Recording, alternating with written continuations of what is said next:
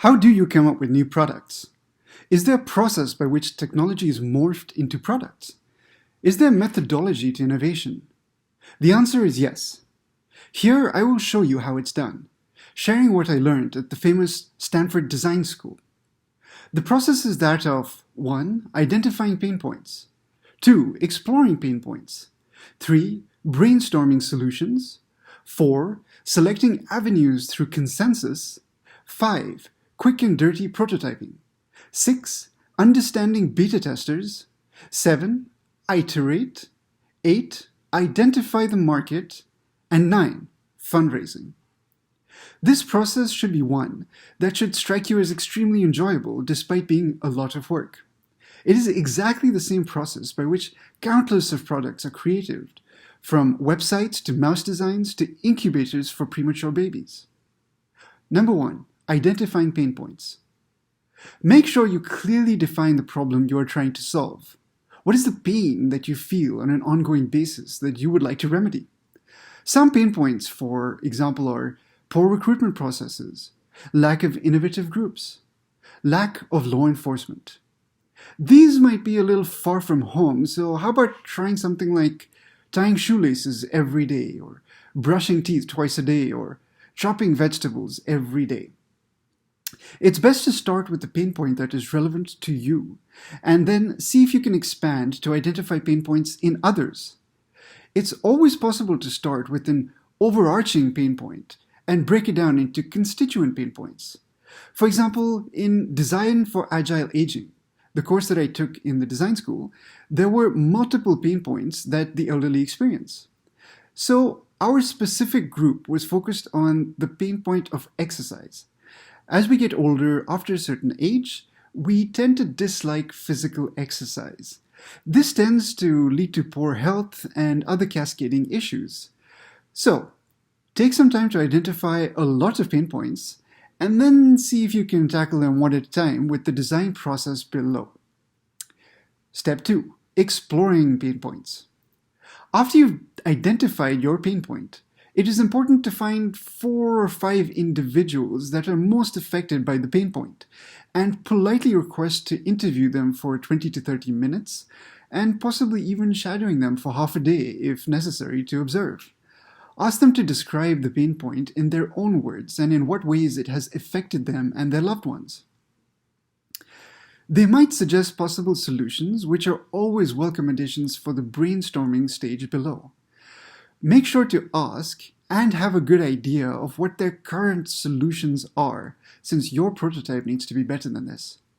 Once you have finished interviewing, identify the top 2 to 3 current solutions and try them out. For example, for my project, I had to use a walker for an entire 24-hour period, including restroom breaks and maneuvering into my car. This process of trying out the current solutions will help you empathize and understand the pain point, especially if it isn't your own. Number 3, brainstorming solutions. For this stage, use a multidisciplinary group of 3 to 8 people, which would work best. It involves nothing more than a lot of post-it notes, pens, a large wall, and some chocolate. The chocolate helps your brain be creative by providing a sugar rush. It actually is officially recommended.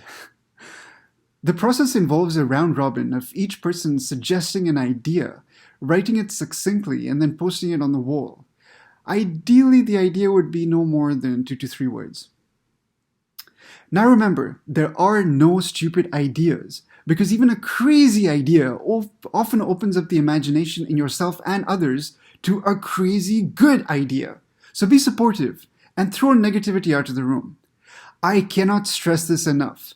Negativity will kill this process in its track. So celebrate the crazy ideas and keep going until you have about 20 to 40 ideas up on the board.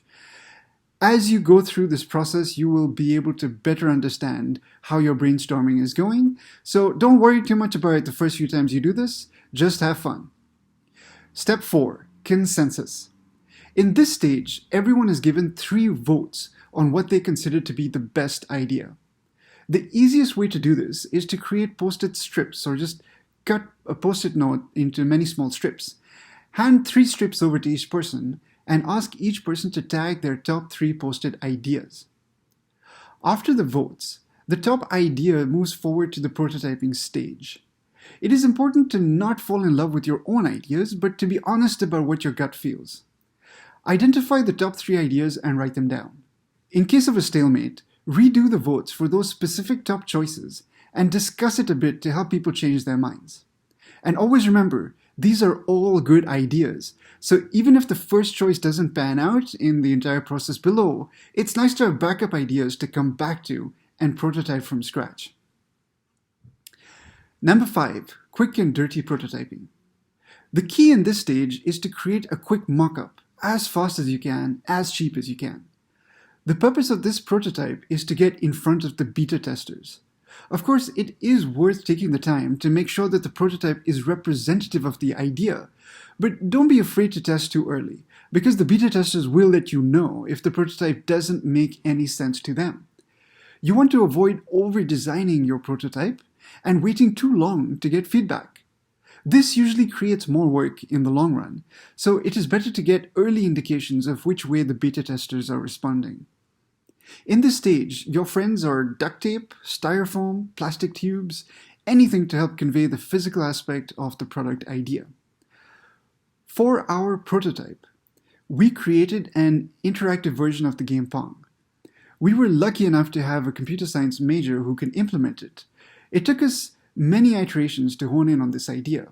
But another group were focusing on the toilet experience of the elderly, and they created an entire toilet using styrofoam and pipes. Number 6, beta testing. For this process, it is important to be as objective as possible, and to have incredibly thick skin, while also being as perceptive as possible, a very tricky balancing act. On the one hand, you have to not take offensive feedback personally, and instead try to understand what the beta tester is communicating. If they have such strong emotions, it is a good thing. It indicates they care about the pain point, and they want your product to succeed.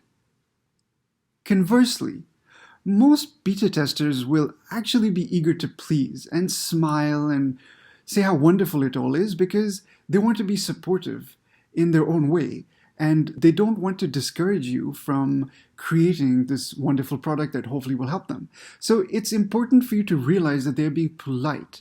So here's the key aspect. Do not focus on what they say, but focus on what they do. If they play with the prototype for a few seconds and say it's amazing and smile and put it down immediately, then you know you have more prototyping to do. And that takes us to the next step, which is step 7, iterate. Keep on improving, keep on tweaking, or completely redesign the prototype until you see that you have created something that truly engages the beta testers. Do not stop iterating until you reach that point, otherwise the rest of the effort down the line will be in vain. You know when you've succeeded when the majority of beta testers find it hard to stop trying out the prototype. Once you have reached this stage, it's time for the real challenge, identifying the market size and fundraising. For our specific example, when we created our Pong prototype, we knew we had succeeded because we had started to record beta testers trying it out, and what we found was that there was a line forming to try out the game, and the people who were playing the game didn't want to give up their spots. So once you have a situation like that where beta testers are sort of fighting to try out your prototype, then you know you're onto a good idea. Number 8, identify the market. If you're lucky, you can ask a few business school friends to help you size the potential market for the product. At this stage, you can consider yourselves to be the product experts of this project because you're the only ones in the world to your knowledge who've created this prototype. But now you must learn the business aspects. Unfortunately, some great product prototypes have markets that are just too small to be of interest to venture capitalists. You must decide whether this market can grow with your product. In other words, are you a market maker? Or whether to go back to the drawing board and identify a different pain point or a different prototype that could have a significant market that would be of interest to investors.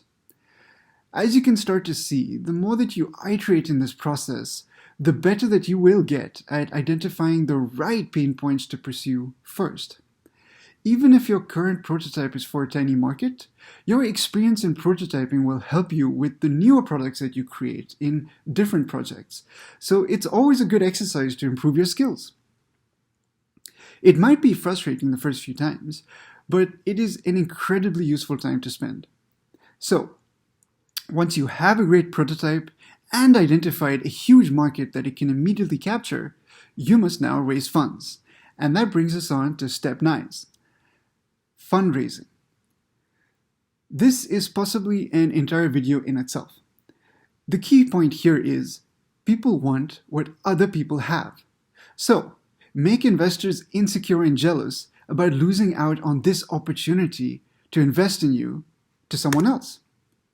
You might think that this process will be different in Silicon Valley, but sadly it is exactly the same psychology, and venture investors are the first to admit it.